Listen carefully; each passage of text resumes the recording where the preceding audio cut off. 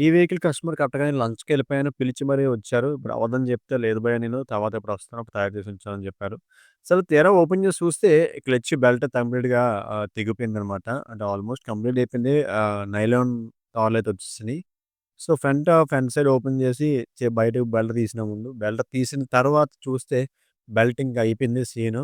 ఇక్కడితో దీని chapter close అనమాట. సో, ఈ బెల్ట్‌ని బయటికి తీసేసి క్లచ్ రోలర్స్ ఏమన్నా చెక్ చేశాను ఫస్ట్. ఎందుకంటే మాక్సిమం ఎవరికో రోలర్స్ మార్చరు. అలానే వాడేస్తా ఉంటారు కంప్లీట్‌గా డెడ్ ఎండ్ వరకు. ఎవరో తప్ప. చూసారు కదా! రోలర్స్ అనేవి స్టెప్ వచ్చేసినాయన్నమాట. ఇట్లా వచ్చేస్తే మనకి పికప్ అండ్ వైబ్రేషన్ అనేది చాలా ఎక్కువ వస్తుంది. వైబ్రేషన్ ఎక్కువొస్తే పికప్ పోతుంది.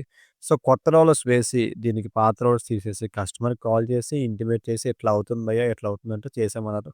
అలానే ఇన్నర్ సీవీటీ కిట్ మొత్తానికి గూడా గ్రీజ్ అప్లై చేసేసి ఎక్కడెక్కడైతే గ్రీజ్ అప్లై చేయాలో అక్కడ మొత్తం అంతా కూడా గ్రీజ్ అప్లై చేసి నీట్‌గా క్లచ్‌కైతే ఎక్కించేసాము. ఎక్కించేసి బెల్ట్ వేసేసి అండ్ ప్రతీదీ కూడా వీడియో ఎందుకు తీస్తున్నానంటే, ఈయన కొత్త కస్టమర్ అనమాట. సో, ఈయనకి తెలియదు గదా! సో, అందు గురించి వీడియో తీయడం జరిగింది.